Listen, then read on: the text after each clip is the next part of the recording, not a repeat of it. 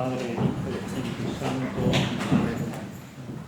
Padre nuestro que estás en el cielo, santificado sea tu nombre, venga a nosotros tu reino, hágase tu voluntad en la tierra como en el cielo. Danos hoy nuestro pan de cada día, perdónanos nuestras ofensas, como también nosotros perdonamos a los que nos ofenden. No nos dejes caer en la tentación y líbranos del mal. Amén. Dios te salve María, llena eres de gracia, el Señor es contigo. Bendita tú eres entre todas las mujeres y bendito es el fruto de tu vientre, Jesús. Santa María, Madre de Dios, ruega por nosotros pecadores, ahora y en la hora de nuestra muerte. Amén. Gloria al Padre, y al Hijo, y al Espíritu Santo. Como en el principio, ahora y siempre, por los siglos de los siglos. Amén. Nuestra Señora del Santísimo Rosario de Fátima, Ruega por nosotros. Santo Domingo nuestro Padre, Ruega por nosotros.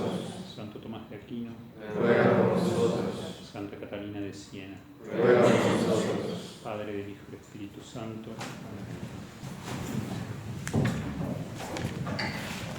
Bien, la síntesis de la semana pasada la voy a tomar yo mismo, ya que hay una continuidad directa, porque en realidad no hemos agotado el tema de la lógica de los conceptos, así que ahora vamos a reforzar con algunas ideas más. En principio, la primera distinción que nosotros mencionábamos era que existe el ser real, ¿no es cierto?, con fundamento, digamos, o las cosas reales con fundamento en la realidad, fuera del pensamiento, que no es otra cosa que las cosas, que aquello que nosotros vemos, percibimos por nuestros sentidos y que entran en contacto directo con nosotros. Eso, digamos, viene a ser el ser real fuera del pensamiento, de donde nosotros obtenemos la esencia de las cosas. La esencia de la cosa es un atributo de la cosa que está presente en ella. Nosotros, por medio de la abstracción, lo que hacemos es quitar todas las particularidades o las notas individuales del ente, de la cosa, y elaboramos interiormente el concepto. El concepto es propiamente tema de estudio de la lógica, porque la lógica, como nosotros decíamos, es la ciencia que estudia las ideas y sus relaciones y ordenamiento dentro de la misma inteligencia. Por eso nosotros consideramos entonces dentro del ámbito de la lógica al concepto, considerando esto de que son entes de razón, es decir, tienen existencia solamente dentro de la inteligencia. Yo hago esa diferencia entonces, como ustedes ven en el cuadro, el ente real y el ente de razón, donde hay que distinguir que el ente real puede ser actual o potencial. ¿Qué significa actual? Que estés existiendo concretamente en la realidad, como por ejemplo esta mesa, un libro, un árbol, ¿no es cierto? Eso significa existencia actual real, ¿no es cierto? Y ente real potencial vienen a ser esos entes que no existen actualmente pero que pueden existir, como por ejemplo, no sé, la leña que yo puedo hacer de un árbol caído, ¿no es cierto? Lo que existe es el árbol, pero en potencia existe la leña. Entonces, el árbol existe realmente, pero no existe como leña todavía en la realidad, pero puede llegar a existir. Entonces, ese es el ente potencial, es decir, lo que puede llegar a ser en el orden real. Y nosotros tenemos dentro del orden de los entes de razón la diferencia entre entes de razón relativos y entes de razón absolutos. Hemos considerado los entes de razón relativos, donde distinguíamos los de primera intención y los de segunda intención. Ente de razón relativo de primera intención son los conceptos, aquello que la inteligencia capta de la realidad y formula intelectualmente de manera universal. Que no viene a ser otra cosa que la esencia real sacada de la realidad misma y elaborada como una idea o un objeto de pensamiento. ¿Me siguen? Luego tenemos los entes de razón relativos de segunda intención, que es la consideración que la razón hace acerca de los conceptos que tiene percibidos dentro de ella. Es decir, todas las consideraciones o las esencias que el entendimiento saca de la realidad, las considera dentro del orden mismo de la razón. Propiamente, los entes de razón relativos de segunda intención vienen a ser la lógica formalmente hablando. Es decir, allí es donde empieza a existir como tal la ciencia lógica, porque la ciencia lógica es la consideración que el entendimiento hace sobre los conceptos que saca de la realidad. ¿Me siguen hasta ahí? Bien, ese cuadrito, digamos, se va armando como queriendo poner un poco de orden a todo lo que nosotros fuimos desarrollando en la clase pasada. Entonces, en la primera intención, como ustedes ven ahí, los entes de razón de primera intención, yo mencionaba la simple aprehensión, que es la primera operación que hace el entendimiento. Simplemente abstrae de las cosas particulares una noción universal que se forma interiormente y se expresa de manera universal. Esa es simplemente la esencia que el entendimiento abstrae, sin considerar nada de ella, simplemente la conoce. Pero todavía el entendimiento no hizo ningún juicio, es decir, no expresó nada acerca de la cosa. Simplemente yo digo caballo, perro, mesa, león, oro, lo que sea, cualquier cualidad, amarillo, sol, etc. Sin expresar ningún tipo de juicio acerca de esas cosas. En cambio, en la segunda intención, ahí sí ya empieza a operar el entendimiento sobre esas consideraciones que hace de las cosas reales. ¿Me siguen hasta ahí? ¿Estamos? Yo podría agregar, esto no lo he desarrollado, digamos, suficientemente en la clase pasada, que los conceptos se dividen por comprensión y por extensión. Esto es muy importante porque después se va a aplicar en la lógica del juicio. Que los conceptos se dividan en comprensión y en extensión significa que nosotros tenemos por comprensión conceptos concretos o conceptos abstractos. Y por extensión nosotros los podemos distinguir en singulares, particulares u universales. ¿Me siguen? Vamos a poner un ejemplo de conceptos por comprensión concretos. Nosotros decimos que un concepto concreto implica la existencia del sujeto, como por ejemplo cuando yo digo filósofo, cuando yo digo robusto, cuando yo digo sabio. Es decir, hay una consideración directa hacia un sujeto determinado. Es un concepto concreto ese.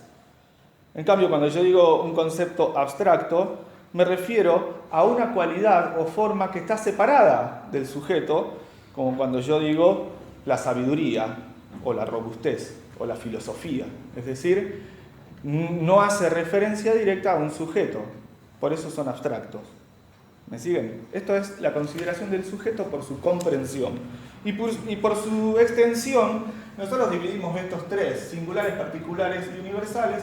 En los singulares es cuando yo digo una cosa concreta, una mesa, esta mesa determinada. O cuando digo Sócrates, considerando aquellas notas concretas de filósofo, robusto y sabio. Sócrates. Es decir, me estoy refiriendo a la persona misma, en singular. Cuando yo digo un concepto particular, me refiero a algún grupo, o sea, dentro de los filósofos yo menciono algunos filósofos, como por ejemplo los griegos.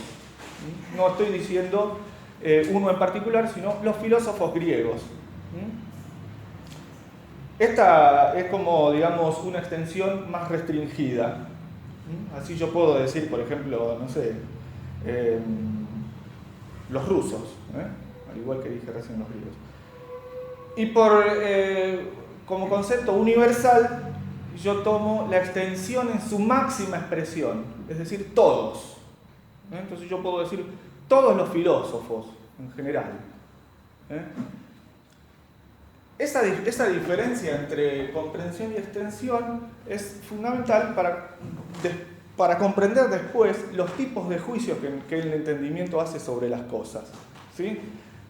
Consideren entonces este orden porque se va a ir desarrollando después en la segunda operación que hace el entendimiento. Otra cosa que yo quería distinguir es esta forma que tiene el concepto de existir de manera abstracta. Yo me he referido en la clase pasada a que el entendimiento hace una cierta operatividad para abstraer las cosas, ¿no? Pero eso es materia de de otro bloque, digamos. Lo que yo tengo que decir, para considerarlo a la luz de la lógica, es que los conceptos son sacados de la realidad misma a partir de una operación del entendimiento, es decir, a partir de la abstracción. ¿Qué es lo que hace la abstracción? Captar la esencia de la cosa, lo que está contenido realmente en cada ente. ¿Me siguen hasta ahí? Es decir, que yo puedo señalar la existencia del ente real como subsistente fuera del pensamiento y de manera abstracta en el pensamiento. Esto es lo que hace que el concepto sea un signo. Es decir, que es aquel medio por el cual yo puedo conocer la realidad. Este signo tiene varias formas. La más importante es que son signos formales, es decir, que yo a través de ese signo conozco la realidad de manera directa, o más que de manera directa, en realidad es de manera refleja, pero no es más que la realidad la que conozco. Es decir, el concepto es lo que el entendimiento hace de la cosa para captar la realidad misma. Yo hacía la mención de que algunos filósofos entendían que la razón operaba a modo de espejo y que lo que conocemos no son más que nuestras ideas. Esto es falso. En realidad lo que conocemos es la misma realidad porque los conceptos son signos directos de ellas. ¿Me siguen? Es decir, que son transparentes. Y otra cosa es que significan entonces las cosas mismas. El otro día hablábamos, por ejemplo, dentro de las preguntas que habían salido, la cuestión del nombre que nosotros le damos a las cosas. El nombre refleja la esencia misma de la cosa, es decir, que en la esencia de una cosa, hablemos de una rosa, está contenido el nombre que nosotros le vamos a dar. Como dice un verso famoso, como dijo Platón en el Cratilo, la esencia de la rosa está en la rosa y todo el Nilo en la palabra Nilo. Cuando nosotros mencionamos algo, esa denominación no es extrínseca, no es que nosotros arbitrariamente o convencionalmente colocamos el nombre a las cosas, sino que de alguna manera las cosas están contenidas en la misma realidad. Entonces se da como si fuese un encuentro entre la realidad y el pensamiento, es decir, ambos se convocan mutuamente, se llaman y se atraen. Entonces es la realidad misma la que ofrece la esencia y es el entendimiento el que desea o anhela el concepto, es decir, necesita concebir a la realidad dentro del propio pensamiento. ¿Se entiende? Tal vez por allí viene la raíz de la palabra concepto, es decir, aquello que nosotros concebimos a partir de la unidad que hay natural entre el pensamiento y la realidad. Esta idea mental que yo concibo de las cosas me vienen con la esencia y con el mismo nombre. Nosotros también hablábamos la clase pasada del problema del nominalismo.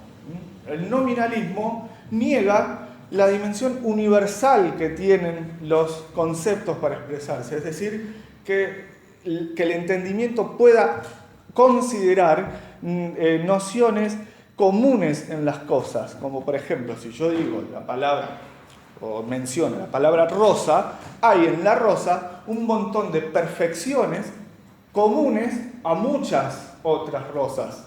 Entonces el entendimiento lo que hace es unificar aquello que está disperso y elaborar un concepto universal con el cual se pueda llegar a conocer lo que es la idea de rosa, ¿no es cierto? La rosa misma a través de la idea de rosa.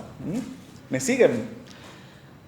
Muy importante, porque si yo digo que la denominación de una cosa es extrínseca a la cosa, entonces caigo en una especie de arbitrariedad del entendimiento, en querer simplemente nombrar la realidad y querer organizarla en una especie de caos impenetrable, es decir, asumiría yo una postura en la que digo que la realidad es impenetrable para la inteligencia y la inteligencia lo que busca es ordenarla y la única manera de ordenarla es poniéndole nombres a cada cosa. Esto es falso porque le quita consistencia a la realidad. La verdad es que la realidad tiene consistencia propia y el entendimiento llega a ella por medio de la abstracción. Ahora bien, la abstracción no puede penetrar el singular propiamente dicho. Vieron que yo les digo, el concepto se divide en singular, particular, universal. La razón no puede penetrar, no puede formular un concepto del singular directamente. Es decir, que si yo quiero hablar de Sócrates en singular, lo que tengo que hacer es abstraer primero la idea de hombre, después la idea de filósofo, después la idea de sabio, y después, por acción reversa o refleja, el entendimiento vuelve sobre ese filósofo en particular y lo considera singularmente, pero siempre a partir de nociones o ideas universales. ¿Se entiende hasta ahí? Esto es muy importante, entonces, hacer esta síntesis, digamos, como para dar pie a la segunda operación que hace el entendimiento en materia de la lógica. ¿Alguna pregunta? Si ustedes me quieren ir preguntando, no hay ningún problema. O si se han quedado con alguna pregunta pendiente de la vez pasada. ¿En una teoría del género está presente el nominalismo de fondo? ¿Cómo? ¿En la teoría de género está de fondo el nominalismo? En la teoría de género hay una arbitrariedad absoluta por parte del ser humano que dice que subjetivamente la realidad es una respuesta, digamos, a una idea interior. Es decir, no hay más que una consideración de las ideas o del orden lógico sin referencia a la realidad. Entonces cae, por ejemplo, la realidad, las esencias y la naturaleza, que son cosas derivadas de las cosas reales. Es decir, cae la realidad misma con sus propios principios fundantes. Si yo sostengo que, por ejemplo, lo que sostiene la teoría de género, digamos, que no hay una humanidad definida, que no hay hombre o mujer, sino que el nombre de hombre o mujer es una denominación que la damos social o subjetivamente, caigo directamente en aniquilar la propia evidencia de la realidad y sobre todo este modo de existir que tienen las cosas en el entendimiento de manera universal. Es decir, el entendimiento capta las esencias de las cosas. Obviamente que en estas posturas hay un negacionismo directo de lo que sería la esencia. No hay esencia de las cosas directamente. Porque si yo digo que cada cosa tiene una esencia, entonces debo reconocer que las esencias son propiedades comunes y perfecciones comunes que están sacadas de la realidad. ¿Se entiende? Yo puedo decir, por ejemplo, hablar de la humanidad y distinguir dentro de la humanidad a hombre y mujer, digamos, ¿no? Y esa es una consideración que hace el entendimiento a partir de las propiedades mismas de la cosa. Viene al pie esto porque otra cosa que hace la inteligencia es distinguir en el orden lógico las propiedades de género y especie. Yo me había referido a eso la clase pasada, brevemente, pero género y especie son aquellas cosas que yo digo o puedo predicar de una idea o de una esencia. Por ejemplo, si yo menciono al hombre, hago la distinción entre género, pertenece al género animal, y la especie es aquella nota distintiva que lo separa del conjunto de los animales. Y digo, ¿cuál es esa nota distintiva? Bueno, la razón, es decir, el hombre es un animal como todos los otros animales porque comparten perfecciones comunes como ser, tener un cuerpo, tener sentidos, tener movimiento propio. Pero no somos animales, sino que hay algo que distingue al ser humano de los animales que hace a una nueva especie. ¿Y cuál es esa nota distintiva? La razón, la racionalidad. ¿Se entiende? Esta consideración yo tendría que referirme, por ejemplo, a la clasificación que hacen los lógicos acerca de los predicables. Los predicables, después cuando yo les mande este material, ustedes van a poder acceder un poquito más tranquilo a estas ideas, porque son realmente difíciles. Pero los lógicos distinguen el orden en aquello que llaman los predicables. Los predicables son muchos, digamos. Los primeros que hay que considerar dentro de los predicables son la especie y el género, que es aquello que yo puedo decir de una esencia. Cuando yo tomo una idea, formulo el concepto, la primera consideración que hace el entendimiento ya en su propia potencia de considerar es la distinción en un orden universal y su distinción, digamos, en un orden más acotado. Yo digo, por ejemplo, que la especie, por ejemplo, menciono al hombre, y significa, esta especie significa la esencia completa del hombre, una consideración completa acerca de la esencia del hombre. Es decir, que la especie constituye, digamos, la totalidad de la esencia.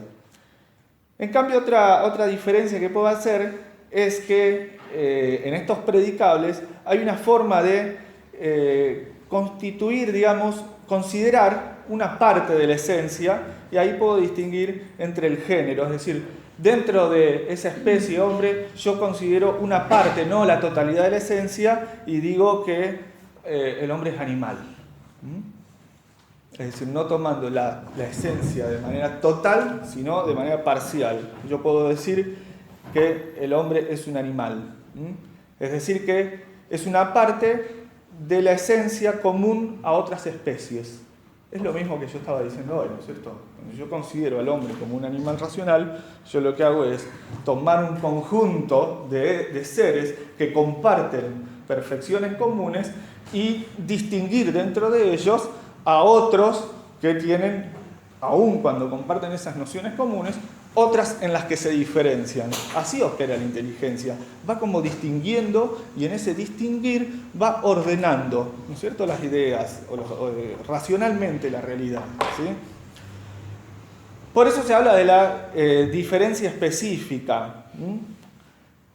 Que la diferencia específica es aquello que la razón considera diferenciando justamente las propiedades comunes que hay en las cosas. Entonces yo puedo decir que la diferencia específica son características propias que la distinguen de otra especie. La diferencia específica son aquellas características que me hacen distinguir a otras especies.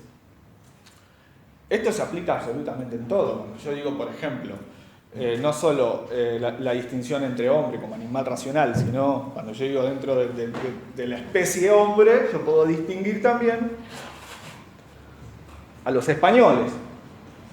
Es decir, dentro de las características universales comunes a un grupo, conservo o hago una distinción y particularizando, digamos, esa realidad, y me refiero a los españoles. Así yo puedo decir, Santa Teresa de Jesús era española, obviamente, ¿no es cierto? Partiendo de estas diferencias universales que me hacen considerar que también es un ser humano, digamos, ¿se entiende? Pero este es el modo en que procede el entendimiento para ordenar los conceptos. ¿Me siguen, no es cierto? Es un poco difícil esto, pero bueno, vamos a ir quedándonos con lo más elemental. ¿Por qué? Porque esto después se expresa todo en la lógica del juicio. Y acá ustedes van a ver que los filósofos, sobre todo los escolásticos, eran muy minuciosos cuando hacían la consideración de los juicios, que derivan de acá, de todo esto. ¿Por qué? Porque hay una actitud característica del verdadero filósofo, que es la actitud de no querer ser engañado, de no engañarse a sí mismo, ¿no es cierto? Entonces, para no engañar ni ser engañado, es necesario ver el orden que hay en todas las consideraciones de las cosas, ¿sí? Si ustedes me quieren preguntar algo acerca de esto, porque yo entiendo que es difícil desarrollarlo tan rápido, ¿no es cierto? Pero, sí. Volviendo como un paso atrás, ¿no? Digamos, toda parte de la realidad. Usted cuando diste el ejemplo ese de, yo cuando decía, bueno, la filosofía actual, duda de todo, mira la vela, que si yo estoy viendo la vela, qué sé yo, o sea, tratando de ver la realidad. ¿qué papel juega, por ejemplo, cuando vos ves algo, o sea, nosotros cuando vemos, hablando físicamente hablando, cuando vemos lo que estamos viendo es un reflejo de la luz. Ves longitud de onda, según la longitud de onda que tenga, vos ves un color, ves otro, o sea, un mismo objeto va a tener un color, o yo que soy daltónico lo voy a ver de otra manera. Entonces, ahí estoy poniendo en duda la percepción de esa realidad y estoy poniendo en duda, digamos, se puede encadenar a poner en duda la esencia de lo. Exacto, está bien la pregunta. La realidad es la siguiente. Hay un principio que popularizaron o instauraron, por así decir, los escolásticos, que dice: la forma se recibe al modo del recipiente. Es decir, evidentemente hay algo en la subjetividad cuando nosotros nos dirigimos a las cosas que le ponemos como si fuese un límite. Es decir, que si yo percibo el color, evidentemente que lo recibo dentro de mi propia inmanencia, es decir, hay un proceso que hace la inteligencia para abstraerlo hasta formar el concepto universal. Mientras tanto, se sirve de los sentidos, y los sentidos son una cosa, digamos, que pertenece a la propia potencia cognoscitiva del ser humano. Acá hay una clave, que la materia puede poner tropiezos a la consideración de la cosa. Es decir, si yo soy daltónico, objetivamente no voy a poder percibir claramente los colores. Entonces, la abstracción que yo haga del color va a estar como viciada por una imperfección que está dentro de mi propia potencia. ¿Sabéis? Ahora bien, ¿qué significa esto de que la forma se recibe al modo del recipiente? Significa que yo cuando considero una cosa la considero desde mí, pero esa no es necesariamente la esencia. La esencia está en un plano superior, que es cuando yo hago la abstracción total, es decir, cuando yo formulo o expreso la esencia. Yo puedo decir lo que es el rojo, pero puede ser que a mí el rojo no me gusta, o puede ser que el rojo a mí me pone nervioso. Bueno, que el rojo no me guste o que me ponga nervioso no significa que deje de ser rojo. O que vos al rojo lo veas con un nivel de vibración distinto al de otro, no hace que la rojidad pierda su naturaleza. ¿Me siguen? Por eso cuando nosotros decimos, bueno, pero lo marrón depende del ojo en que se mira. Sí, obvio, pero la esencia de lo marrón está. Es decir, que nosotros no podemos poner tropiezos al proceso natural que hace la inteligencia para abstraer y formular esencias. Así pasa con todo. Cuando Descartes, que vos mencionás el ejemplo, ¿no? Cuando Descartes dice que la vela está chorreando, ¿no es cierto?, cera, y yo no puedo estar seguro de lo que veo, evidentemente hay algo que él está interponiendo entre la realidad y la interpretación de la realidad. ¿Por qué? Porque los sentidos de suyo no son confusos. Es decir, hay una reciprocidad entre la realidad y el proceso de abstracción. Si algo se interpone entre medio, estamos fritos, digamos. Esto es también muy serio. ¿Por qué? Porque parece ser que cuando uno abstrae o contempla la realidad o simplemente busca entender, en la realidad está Dios mismo, digamos, ¿no? Está la presencia de Dios. Yo no puedo negarlo a eso. Y también hay algo metafísico que puede ser esto de que tal vez el demonio hace que esa realidad se distorsione, colocando imágenes falsas, en el sentido que si yo tengo un prejuicio determinado sobre algún tema, y mire, usted no va a poder juzgarlo si tiene ese prejuicio, va a tener que romper ese prejuicio antes para contemplarlo puramente.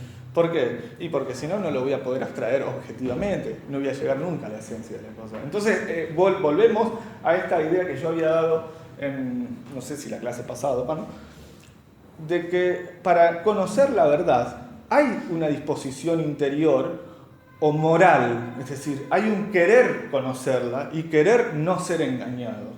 Entonces, contemplar la realidad implica contemplarla como niños, como si fuese la primera vez.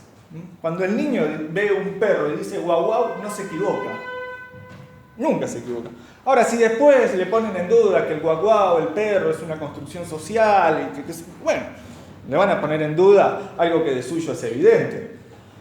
¿Qué significa? Que va a operar algo que va a distorsionar la realidad, pero que de suyo no es oscuro.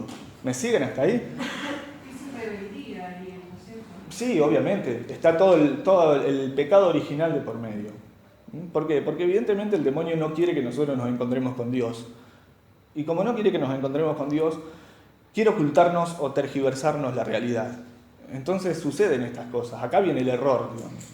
El error viene cuando entre la inteligencia y la realidad se interponen cosas falsas para que el entendimiento, digamos, tropiece con eso. Por eso este tema particularmente tiene una importancia capital. ¿Por qué? Porque la primera cosa que tenemos que decir es que existen las esencias de las cosas y que el entendimiento se dirige hacia ellas y las esencias se donan al entendimiento de manera natural. Esto es un misterio profundísimo, pero no hay aquí ningún genio maligno que quiere entorpecerme o engañarme, como decía Descartes. No existe eso. Lo que existe es la potencia que tiene el entendimiento de formular conceptos, y después vienen todas las clasificaciones que yo les menciono, simples, singulares, particulares, universales. Después vienen otras clasificaciones que se ordenan entre claros y distintos, etc. Pero de suyo son totalmente dados a la potencia del entendimiento. ¿Estamos hasta ahí? Esto me parece que es capital, da para muchísimo. Habría que dar una charla especial acerca de esta cuestión que nosotros podemos palpar, de que hay tropiezos que se interponen entre la inteligencia y la realidad, que no permiten, en algunos casos, que el espíritu llegue realmente a la realidad. Por mencionarlo, miren, esa afición que existe por las comunicaciones, muchas veces no son más que piedras de tropiezo para conocer la realidad misma. ¿Por qué? Y porque si yo, para conocer, digo, oh, quiero aprender lo que sucede en el mundo, lo que sucede en Rusia, ¿y qué voy a hacer? Y obviamente que voy a ir curiosamente a abrir una página de internet, ¿no es cierto? Y lo voy a leer a la luz de lo que el medio de comunicación me quiere mostrar. Digo, si yo no puedo distinguir los elementos, digamos, que están puestos a propósito y los elementos objetivos, te conviene cerrar la cosa y dedicarte a otras cosas, digamos, ¿no? Entonces, aquí evidentemente juega mucho el pecado, y el pecado original, digamos, que ha como lastimado a la naturaleza para que fácilmente tienda a equivocarse. ¿Se entiende? Por eso esto de que hay que poner, digamos, una entereza moral frente a la realidad y al conocimiento. Disculpa que te interrumpa, ¿no? Algo que me parece importante en esto de tiempos difíciles que hemos definido es el tema de la definición, ¿no? Hoy tan olvidada, ¿no es cierto? Saber definir bien, lo has dicho, y cómo parte de la educación de los niños como de nosotros mismos parte por saber definir bien. Sí, bien, porque es lo que sigue. Es que el entendimiento conoce, haciendo este proceso, ¿no es cierto?, de distinción entre género y especie. Y eso lo hace también en vistas a definir la esencia de algo, de una cosa.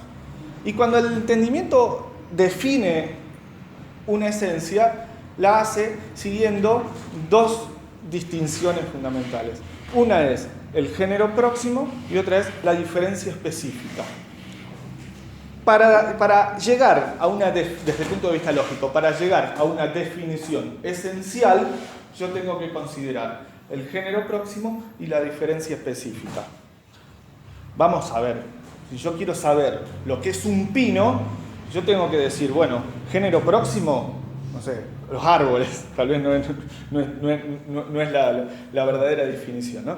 Pero tengo que considerar cuál es el género próximo. Bueno, pertenece al género de árbol. Y para definirlo completamente, tengo que ver qué características específicas tiene el pino que me permitan decir lo que esencialmente es el pino. Yo puse en realidad otro ejemplo. Por ejemplo, valga la redundancia, si yo quiero distinguir lo que es la sabiduría. Para definir lo que es la sabiduría, yo tengo, siguiendo este orden, distinguir el género próximo. ¿Cuál es el género próximo de la sabiduría? Las virtudes intelectuales.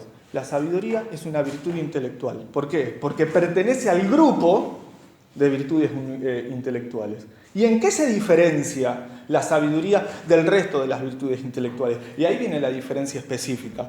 En que la diferencia específica de la sabiduría es que es aquella virtud por la cual conocemos las últimas causas de la realidad. En eso se diferencia la sabiduría del resto de las virtudes intelectuales. ¿Me siguen?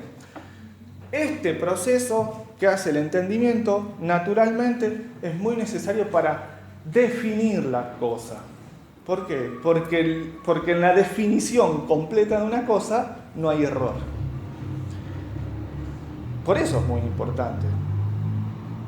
Por lo mismo que yo venía diciendo antes. La regla fundamental es no engañarnos ni ser engañados. No engañar a otros ni ser engañados a nosotros mismos. Entonces, hay que reconocer la potencia natural que tiene el entendimiento de llegar a la esencia y de poder expresarla además. Porque en la definición lo que yo estoy haciendo es expresarlo, lo puedo decir. Puedo decir lo que la cosa es, habiendo captado dentro de las cosas atributos propios que se dan a la inteligencia y que me permiten nombrarlas o definirlas sin posibilidad de error. ¿Me siguen hasta ahí? Creo que, digamos, esto que nosotros decimos es muy amplio, muy largo, digamos, pero en principio me da la seguridad de que si yo sigo las reglas correctas de la definición, no tengo por qué equivocarme. Al margen de que la definición de una cosa no va a ser completa, porque eso directamente no se puede. La definición de una cosa se da a partir de nociones universales. Significa que yo no puedo penetrar la individualidad de la cosa. Esto es un misterio. ¿Por qué? Porque la cosa misma impone algo que no le permite a la inteligencia penetrarla exhaustivamente. Pero sí, yo no me voy a equivocar cuando digo que la sabiduría es una virtud intelectual que consiste, por la cual nosotros conocemos las últimas causas de la realidad. En eso no me voy a equivocar. Ahora, el misterio de la sabiduría, y eso lo vamos a ver cuando estemos en la patria celestial, ¿se entiende? Es decir, el entendimiento tiene también su límite. Nosotros después vamos a verlo, pero ese límite viene impuesto por la materia. Es decir, nosotros somos de carne y hueso. Como somos de carne y hueso, las ideas no las podemos contemplar en su puridad perfecta. Eso lo vamos a hacer cuando estemos en la patria celestial.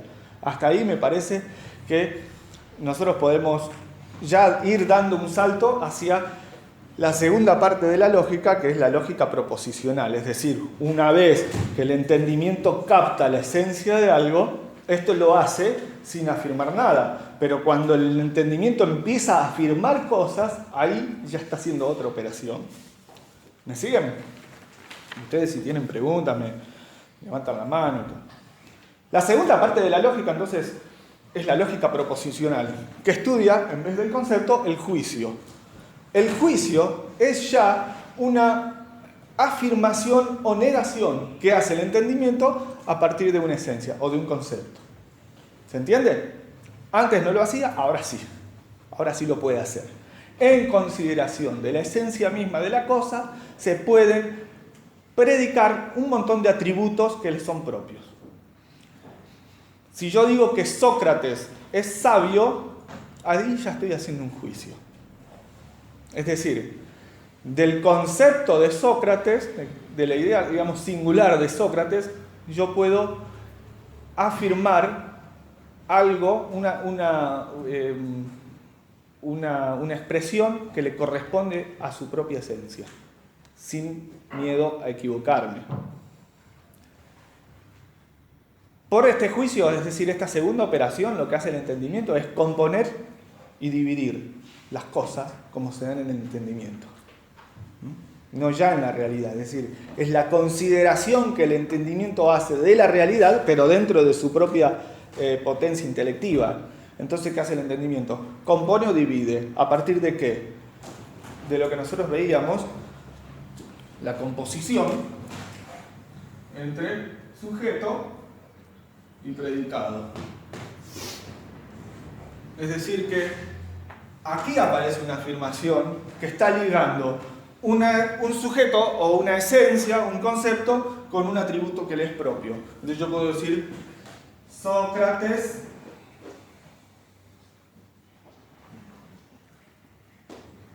es sabio.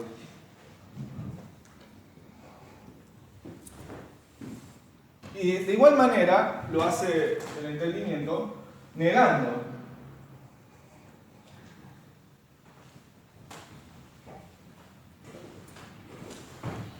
Sócrates no es sofista. Aquí la cópula tiene una función distinta, pero sí liga o une el sujeto con su atributo. ¿Está? ¿Me siguen hasta ahí? Esta es una consideración lógica, es decir, hay en la consideración lógica una referencia o un correlato real, pero la consideración es lógica.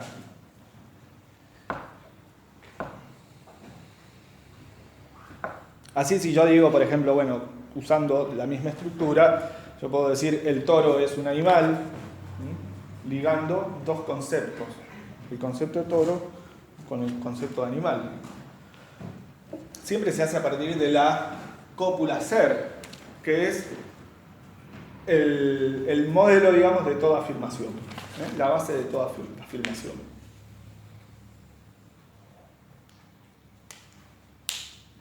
Entonces yo tengo un sujeto, tres elementos, un sujeto, un verbo y un predicado.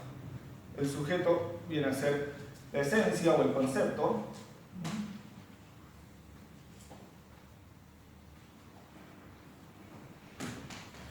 Y el predicado es el atributo.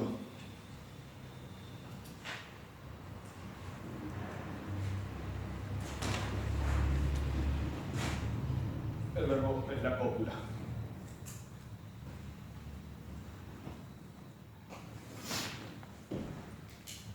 Yo le invito al padre Rafael si quiere hacer algún aporte, por supuesto, ya que está, ¿cierto? Entonces el sujeto es el término al cual se le atribuye alguna perfección. Es el término al cual se le atribuye alguna perfección. Y el predicado es el término al cual se le atribuye un sujeto. Nosotros en el término lo que hacemos es expresar propiedades del sujeto, como por ejemplo la esencia del sujeto, o una acción, o una cualidad. Sócrates es robusto, siempre el sujeto es uno y el predicado es el atributo que yo le otorgo, ligando dos ideas, en principio estaban allí, digamos, en el entendimiento, sin afirmarse o negarse. Del verbo, ¿qué tenemos que decir? Bueno, puede ser ser o no ser, obviamente, ¿no? Que tiene la naturaleza de inherir en la conveniencia del predicado con el sujeto. Es decir, lo que hace es unir si el término atributo le corresponde naturalmente al sujeto.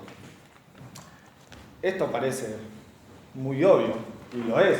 Lo que sucede es que la consideración lógica del sujeto y el atributo me va a llevar a que yo encuentre cualidades en los juicios que naturalmente el espíritu hace. Y así yo puedo ir clasificando diversos tipos de juicios. Seguir esto es fundamental para no caer en el error. ¿Por qué? Porque el entendimiento tiene un orden que está impuesto por el mismo Dios y por la naturaleza, y que es el orden que hay que seguir para no hacer conclusiones falsas. Bueno, primeros elementos a considerar acerca del juicio es esto, ¿no es cierto? Y después los modos o los distintos tipos de juicio que el entendimiento puede haber. lo que nosotros tenemos que decir es que en el juicio se da la verdad.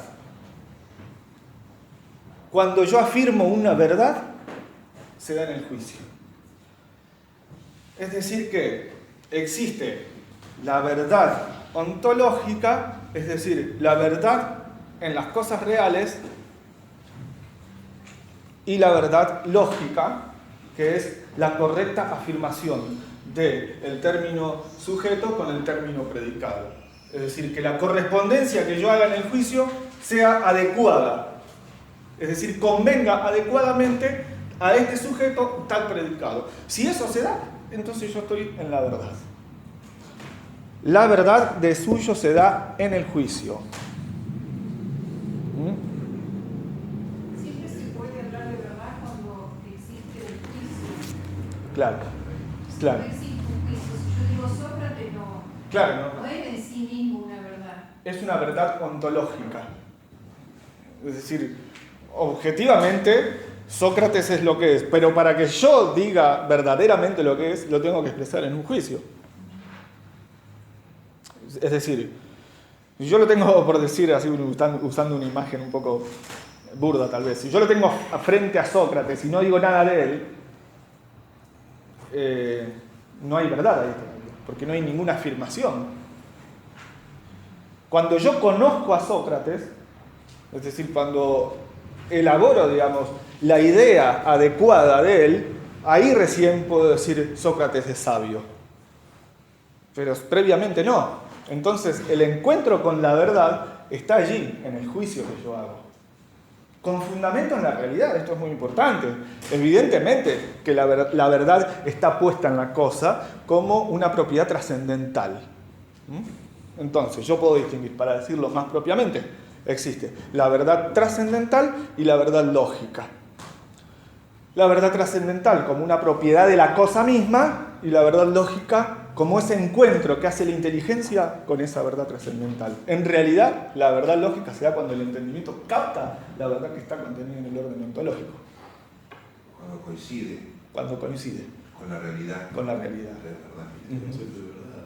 El concepto de verdad, sí. Yo no quiero adelantarme mucho, pero dígase ya de antemano que la verdad es una adecuación entre el entendimiento y la cosa fuera de él. Es decir, cuando la inteligencia es capaz de unirse con la realidad misma. ¿Se entiende? Entonces yo puedo decir que la verdad tiene, digamos, dos modos de ser. ¿Sí? Es decir, una es la verdad trascendental y otra es la verdad lógica. Pero en realidad, formalmente, es cuando se da la unidad de ellas dos. Pero se da solamente en el juicio. ¿Se entiende? Es decir, en el predicado cierto de la cosa. Es decir, cuando el juicio afirma que es o existe en el intelecto lo que es y existe en la realidad. Cuando el entendimiento, el intelecto, afirma que es o no es algo que realmente es o no es en la realidad.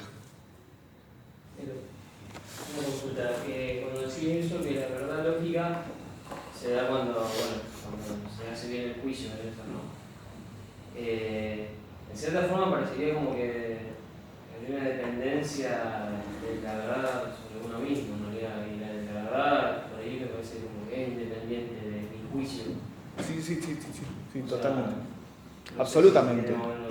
Absolutamente. Por eso es importante hacer la distinción. Que aun cuando existe la verdad trascendental, si yo no soy capaz de afirmarla, de nada sirve. O si yo de esa verdad trascendental afirmo el error, peor todavía. A lo que voy es que no es el entendimiento el que le da subsistencia a la verdad. En realidad la verdad tiene subsistencia en la realidad misma, en las cosas mismas. Pero se da formalmente en el juicio. Es decir, cuando lo que yo afirmo o niego es correcto con la misma realidad. Cuando aquello que yo pienso y juzgo interiormente se da de hecho en la realidad. Esto también es muy importante. ¿Por qué? Porque rompe con todo el subjetivismo al que estamos nosotros habituados. Es decir, que la verdad en realidad es una apreciación subjetiva o interior de cada uno. No, esa es la verdad lógica, que de hecho, si es así, va a terminar en un error, en un tremendo error, de orden lógico. Y es lo que sucede realmente. No seguir el orden de la lógica en materia de juicios y de afirmaciones, evidentemente deriva en errores tremendos.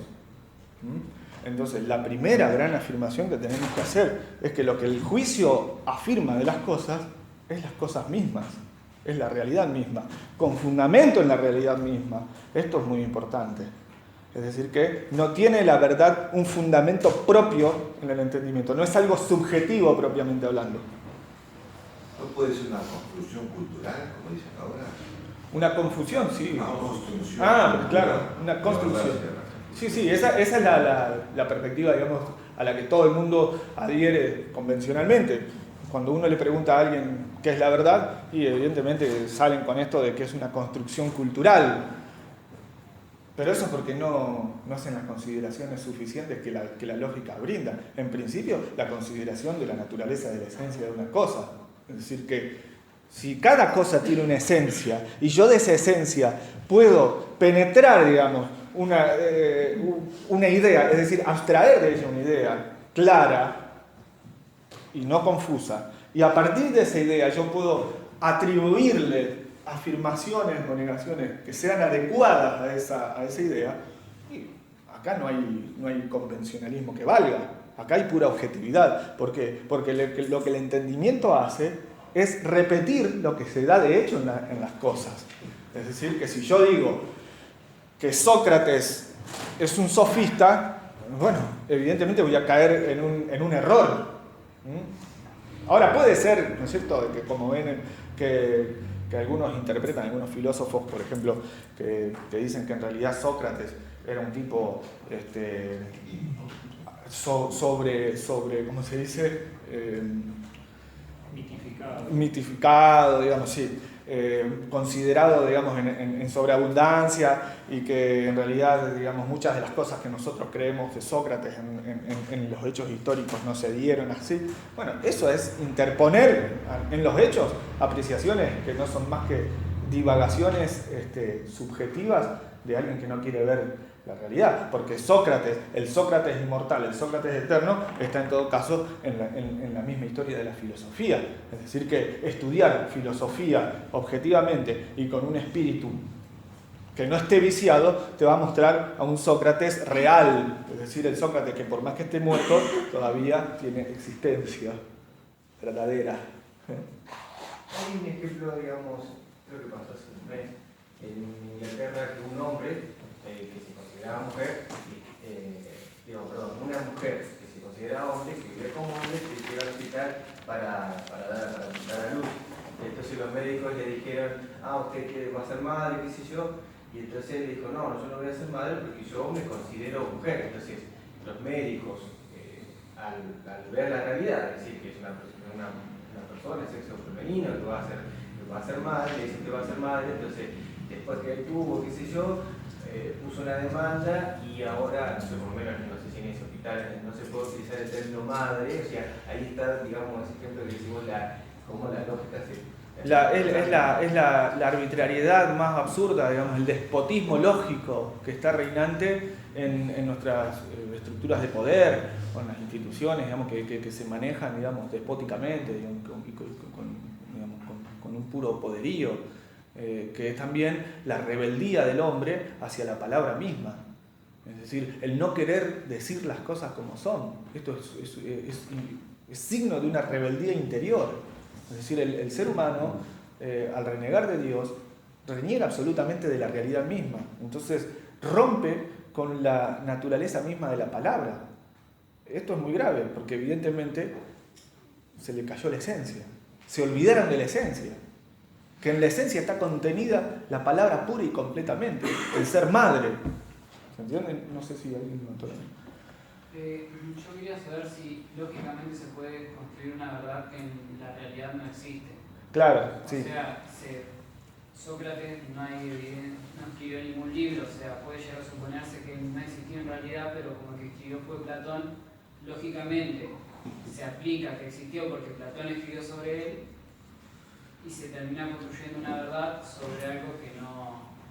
Eso estaría en nuestro... Sócrates como ejemplo, o sea, sí. evidencias teológicas. Evidentemente, los juicios, después lo vamos a ver cuando veamos los razonamientos más específicamente, pero evidentemente los juicios pueden ser falsos.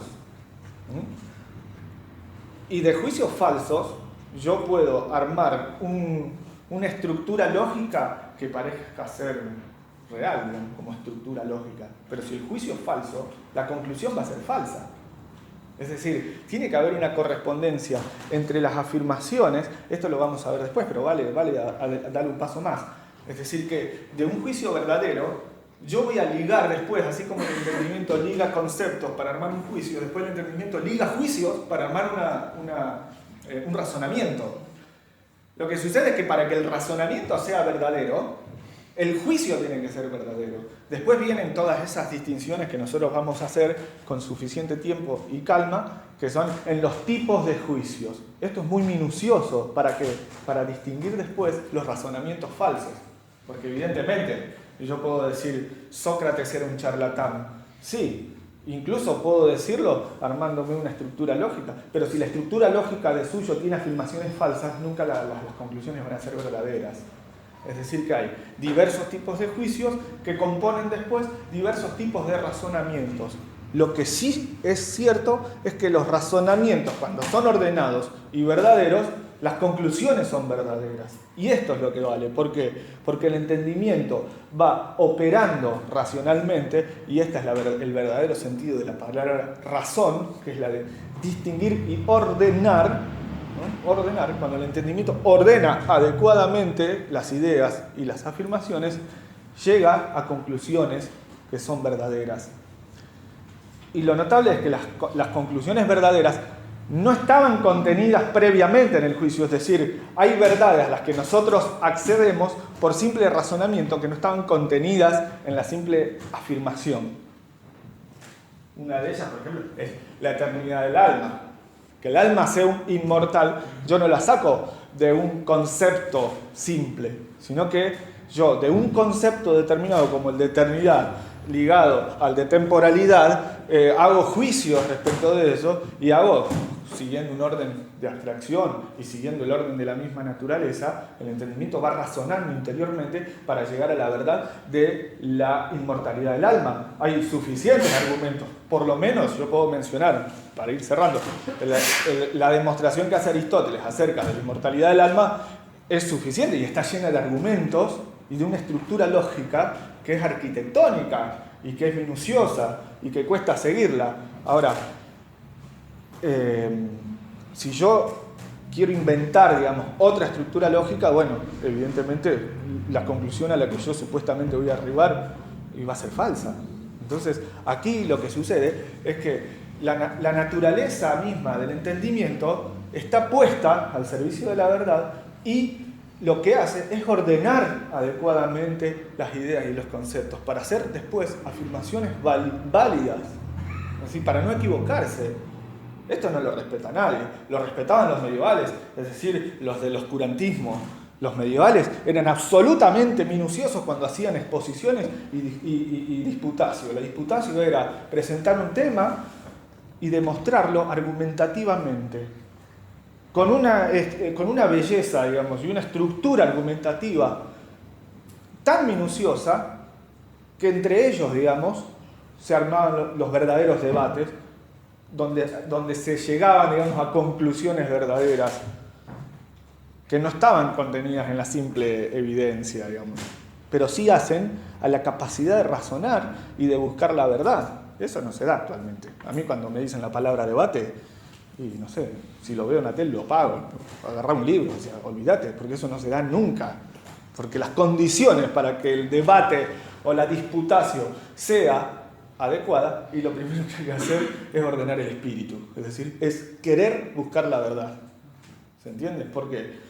Porque el entendimiento apetece la verdad. Es decir, y como apetece la verdad, no se va a equivocar si opera ordenadamente. ¿Se entiende? Este es un tema amplísimo. Yo voy a dejar aquí para no atosigarlos, pero bueno, a mí me gustaría que ustedes vayan viendo la complejidad que tiene esto y cómo esto refleja también el orden que sigue la filosofía misma en base, en fin de buscar la verdad. ¿Se entiende? Esto no es un baile para cualquiera. Entonces conviene ver con seriedad cómo la lógica va proponiendo su propia estructura, siempre con la finalidad de alcanzar la verdadera sabiduría. Si no, nos quedamos en la pura verborragia, digamos, ¿no es cierto? En fin, si alguno no quiere preguntar algo más. No, yo le quería hacer una acotación. La inteligencia humana, tal como deriva del ser humano, que es imperfecto, también su inteligencia es imperfecta. Sí. A mí me parece que en algún momento, por más que el ser humano quiere encontrar la verdad, puede encontrar obstáculos epistemológicos que le impidan, a pesar de su buena intención de llegar a la verdad. Hay tantos condicionamientos, porque nosotros no estamos en abstracto, sino estamos en un contexto que nos condiciona permanentemente. Entonces, por más que nosotros queremos llegar a la verdad, puede suceder que el ser humano no llegue a aprender la verdad, sino un aspecto de la verdad. Absolutamente. La verdad es infinita y el hombre es finito, contingente e imperfecto. Primera consideración es esa, partiendo de la limitación propia del ser humano, ¿no? Esa sería, digamos, la explicación del nombre de filósofo. Porque los filósofos se llaman filósofos y no sofos sabios. Porque no sabios, sino filósofos. Claro. Porque podían Claro, bueno, por eso vuelvo, digamos. Muy bien. De ahí viene, ¿no?, que nos llamamos filósofos, es decir, aquellos que buscan la verdad, porque saben que no la tienen como posesión propia. Y un filósofo también puede buscar la verdad. Sí. El ser humano sin haberse dedicado a Aristóteles va a decir que todo filosofía, hombre ¿cierto? es filósofo por naturaleza porque naturalmente busca la verdad. Es la verdad. Sí, esa distinción es fundamental, tal vez desde el principio. Cuando yo digo que el ser humano puede alcanzar la verdad, no estoy diciendo que la va a agotar y la va a poseer en plenitud. Estoy diciendo que hasta donde su inteligencia le da y hasta donde la limitación humana lo permite, la verdad es accesible. Por eso después hablábamos nosotros de la distinción entre el orden natural y sobrenatural de la verdad.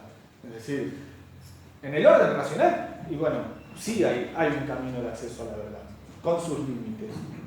Hoy en día esos condicionamientos son tremendos, son muy difíciles de romper. Esa consideración epistemológica que usted dice. Sí, hoy en día eso es... Y en las noticias se refleja eso. Sí. Porque la gente no logra captar la esencia de la noticia, se queda con el accidente de la noticia, creyendo que es la esencia, o sea, la verdad.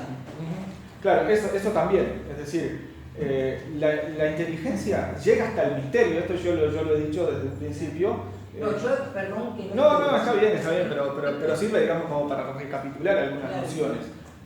La inteligencia no es todopoderosa, solamente la inteligencia divina lo es.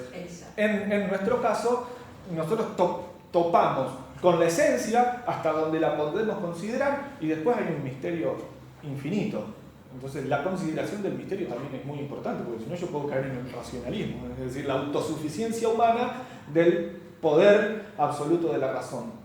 Eso es muy, muy peligroso y ha ocasionado los desastres actuales, digamos, como por ejemplo la consideración que decía Carlos recién de no querer llamar madre a una persona que está por dar a luz. Y bueno, qué sé yo, eso ya es no querer verlo directamente, ¿cierto? Bueno, no sé si el padre quería decir. Una cosita, ¿no? Respecto a la pregunta que hizo acá el muchacho, sobre Sócrates, ¿no? Claro, Sócrates murió hace muchos siglos, ¿no?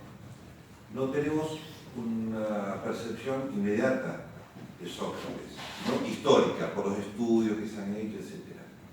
Pero siempre me parece que el proceso lógico comienza por una verdad evidente, algo que realmente lo podemos captar con nuestra percepción sensitiva e intelectual, una verdad, una realidad objetiva, evidente, y ahí empieza todo el proceso lógico. Esa es la falla o la falencia con un ejemplo histórico, que no sabemos si Sócrates existió o no. Esto hay que averiguar por todo un proceso que arranca de evidencias, digamos. Por ejemplo, Santo Tomás, cuando habla de la famosas 5 vías sobre la existencia de Dios. Cada una de las 5 explicaciones o demostraciones dice, hemos visto o vemos que hay cosas de tal manera.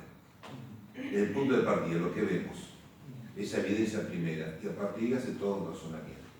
Y llegar al sencillo existe. Eso es fundamental. Bien, la bendición. Dominus Vobis, Pax et benedictio Dei omnipotentis, Patris et Filii et Spiritus Sancti. Amén.